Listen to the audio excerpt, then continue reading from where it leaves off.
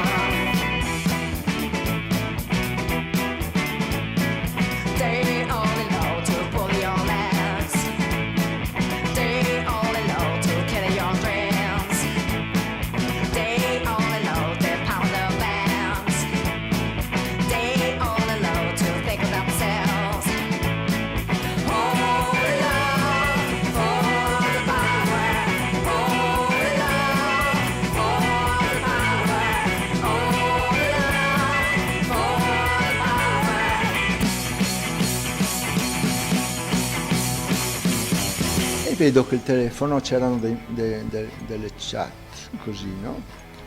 E telefono a questo tipo, mi fa ciao Sebastiano, evidentemente mi conosce. Ho detto, ho visto che mi ha mandato sì perché fa ogni martedì veniva a sistemarmi la casa. E sono rimasto perché ho detto io guarda tutta questa storia qua non sapevo niente. Poi con la polizia abbiamo scoperto che alle 8:22 lei ha telefonato a lui dicendogli scusami arrivo in ritardo perché devo andare alla 3, Win 3. E dopo io a un certo punto sono andato a vedere alla Win 3, però mi hanno detto che non è venuta. Cioè questo mi fa pensare alle cose, come una persona così che va a vedere perché non è venuto, no? E cosa facesse lei in quella casa, a casa sua, no? Credulo. Anche perché ieri ho anche telefonato ieri al fratello, ho detto Sergio io ho difficoltà a capire questo, cioè non riesco. E cosa pensi? Ho detto ma cosa penso? Penso che magari la loro amicizia a suo tempo era molto forte e saranno rimasti amici, ma fino a che punto? Capisci? Non è. Forse ho detto, forse era spaventata di questa persona, dal modo come ho sentito le telefonate, questa cosa qua. Mi sembrava di questa persona, no? Ho detto, mia moglie è un po' fragile, un po' così. Allora forse era spaventata di questa persona, per quello forse non è andata da questa persona. Tutti mi dicono, ma hai fatto qualcosa, avete litigato? Non abbiamo mai litigato noi. Noi siamo da 32 anni insieme, dall'89, capisci? Cioè abbiamo fatto di tutto e di più, girato l'Europa.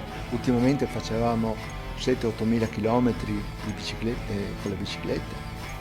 Non so cosa pensare, non so cosa possa essere successo. E quella che state già vedendo da un po' è proprio l'abitazione in questione, l'abbiamo circoscritta e ora stiamo tornando davanti all'ingresso principale per scendere. Nel caso specifico qual è l'ipotesi? Che Liliana avrebbe tenuto le chiavi di questa casa per quanto non vi abitasse più da tempo e allora andando via dalla casa di Via Verrocchio si sia trasferita per qualche giorno qui.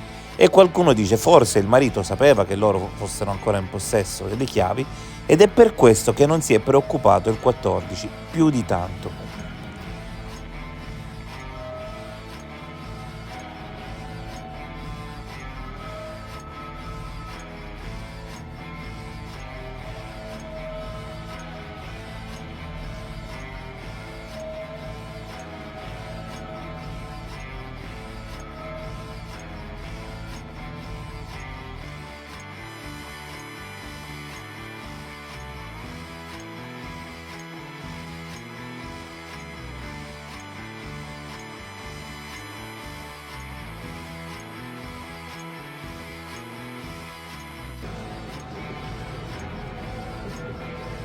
Adesso invece passeremo dal cimitero di Via Istria, il cimitero Sant'Anna, punto molto importante per la nostra storia perché è lì che dopo tantissimi anni Liliana rincontra Claudio.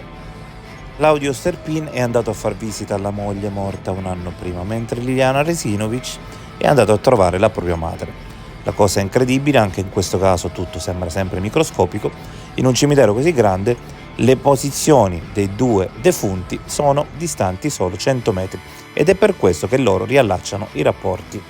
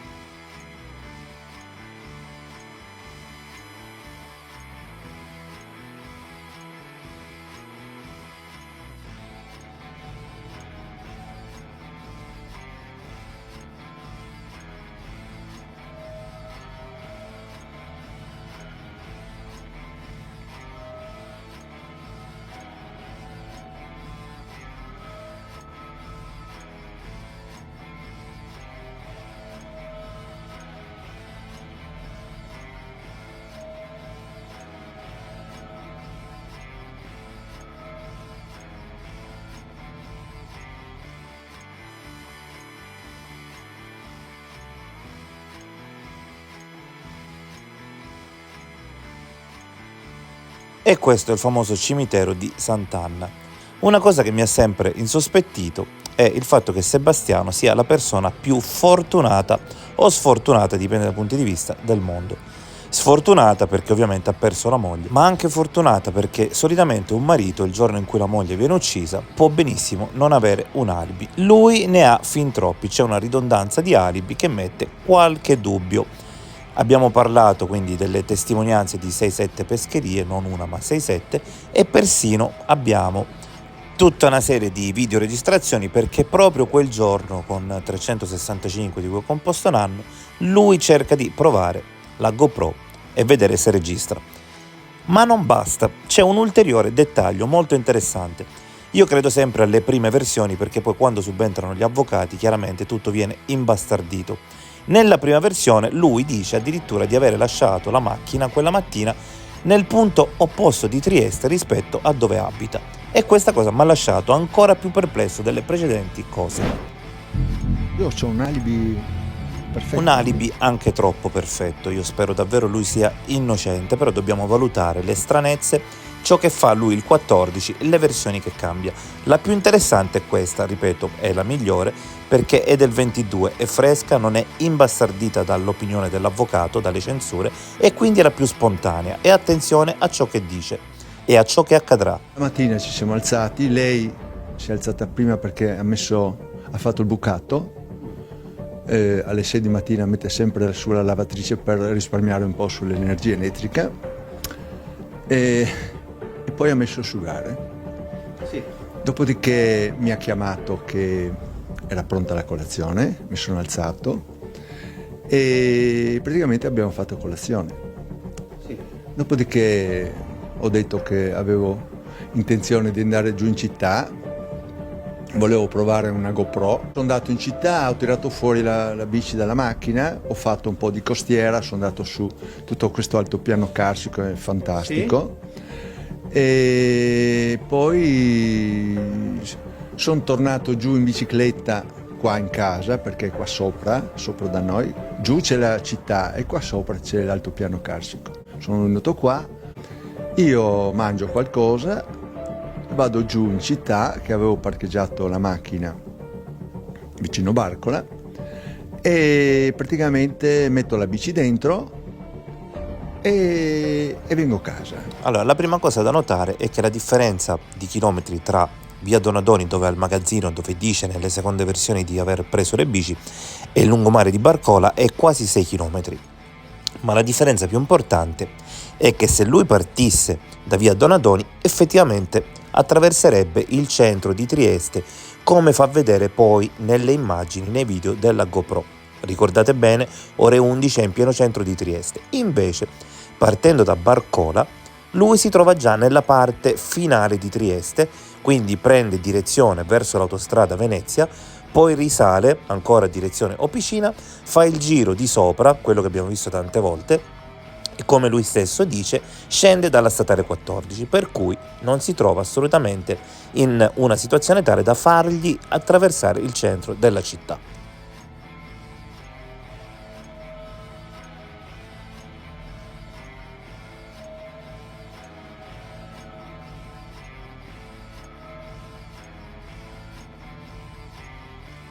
Andiamo a guardare sulla mappa, quello blu è il percorso diretto, ma lui dice di fare un po' di costiera ed è bellissima quella costiera, quindi fa così, poi sale e prende appunto le strade che passano per il Carso o Piscina, finché poi, come lui stesso dice, scende proprio da via Damiano Chiesa, per cui non passa dal centro di Trieste. Questo sembra abbastanza chiaro. Io, ripeto, mi trovo in questo momento proprio a Barcola e sono andato appositamente per cercare di capire le ragioni per cui uno in una normalissima mattinata, in cui però purtroppo la moglie muore, si trovi a posteggiare la macchina in questa zona.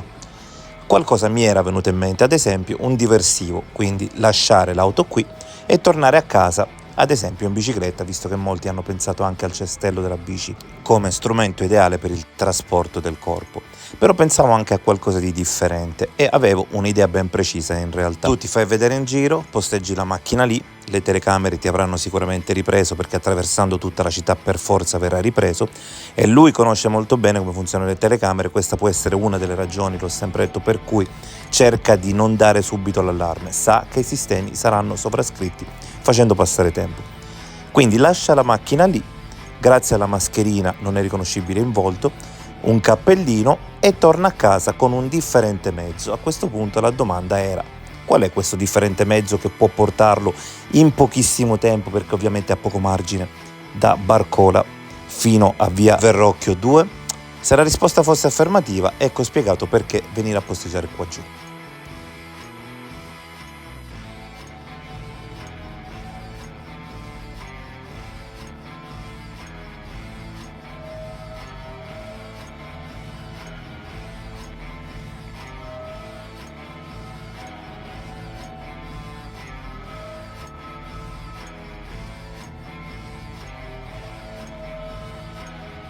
E pochi minuti dopo la risposta si è materializzata davanti ai miei occhi. Il 6 passa da lì e va proprio a Piazzale Gioberti, quindi lasciando la macchina in quel posto, 15-20 minuti sareste nei pressi della vostra abitazione e poi riprendendo il 6, in altri 20 minuti sareste già tornati a Barcola nei pressi della vostra auto, dove per questo siete insospettabili.